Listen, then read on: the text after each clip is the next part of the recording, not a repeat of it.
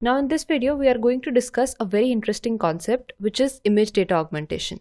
Image augmentation is basically altering the existing data in order to create some more data for the model training process. Here is a list of the topics that we'll be covering in this video. So we'll start with understanding the requirement for image augmentation. Then we'll look at some of the techniques for image augmentation. And finally, we'll discuss the guidelines for selecting the right augmentation technique. So let's get started. A deep learning model generally works well when it has huge amount of data. In general, more the data we have, better will be the performance of the model.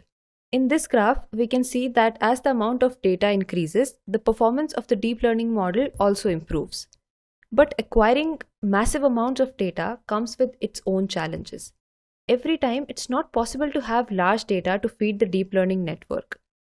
As we saw in the case of emergency versus non-emergency classification dataset, we only had 2300 images. Also, it becomes too expensive to collect data, and hence there might be a shortage of data. The problem with the lack of data is that a deep learning model might not learn the patterns or functions from the data, and hence it might not give a good performance. So how can we deal with that case? Instead of spending days manually collecting the data, we can make use of image augmentation techniques. So the image augmentation is basically a process of generating new images for training our deep learning model. In this image, the image on the left is the original image from the training set, and all the other images on the right are generated using the original training image. So image augmentation is a process of generating new images from our training data for the deep learning model.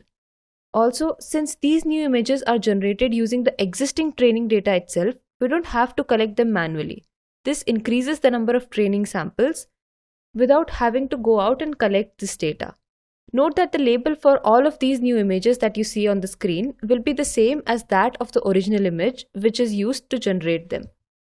So in this example, if the label of the original image was emergency, all the newly generated images will also have the same label, that is emergency.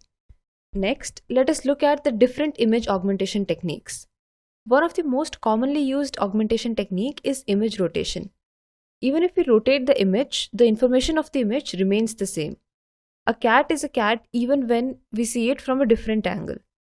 And hence we can use this technique to increase the size of our data by creating the rotated images of the original image. Next augmentation technique is image shifting. By shifting the images, we can change the position of the object in the image and hence give more variety to the model, which eventually can lead to more generalized models. Image shift is a geometric transformation that maps the positions of every object in the image to the new location of the final output image. So after this shifting operation, an object present on the location x, y in the input image is shifted to a new position capital X, capital Y, where the capital X is small x plus dx and capital Y is small y plus dy. Here dx and dy are the respective shifts along the different directions. Next technique is image flipping. Flipping can be considered as an extension of rotation. Flipping allows us to flip the image in left-right direction as well as the up-down direction. The leftmost image here is the original image from the training set, and the remaining two images are the flipped images. Another popularly used augmentation technique is image noising, where we add noise to the image.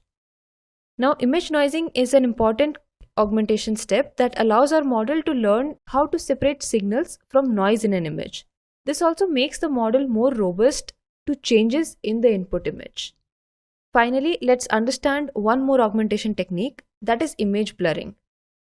Images come from different sources and hence the quality of images will not be the same from each source. Some images might be of very high quality while others may just be plain bad. In such scenarios, we can blur the original images and this will make our model more robust to changes in the image.